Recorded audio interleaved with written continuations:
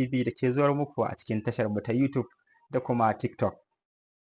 A cikin labarin wasannin za ku ji cewa mai tsaron ragar Morning Prosta Baba Gigi ya ɗibi ƙwallaye 22 a cikin wasanni 4 a cikin mako biyu, inda aka jira mai ƙwallaye guda 6-6 har sau 3 a jere da kuma ƙwallaye guda 3. A gasar Premier League kuwa ta ƙasar Ingila ana ci gaba da fafata wasanni daban-daban, inda a wannan makon aka buga wasa mafi zafi tsakanin ƙungiyar ƙwallon ƙafa ta Liverpool da kuma Chelsea.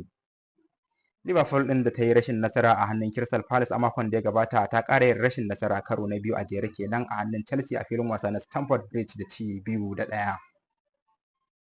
Inda sauran wasannin an buga wasanni daban-daban a ciki har da wanda Manchester United ta lallasa ƙungiyar ƙwallon ƙafa ta Sunderland ci 2-0.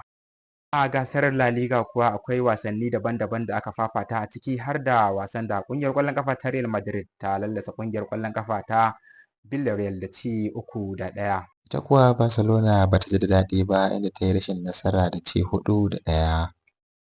Barcelona da ta sha kashi a gasar zakarin nahiyar Turai a makon da ya gabata a hannun PSG. To duka nan muka kawo ƙarshen labarin, sai ku ci gaba da bibiyar tashar tamu ta YouTube da kuma TikTok domin samun sahihan labarai, wasanni, nishaɗantarwa, faɗakarwa da ma ilmantarwa. Sunana Ibrahim Habibu, ku ci gaba da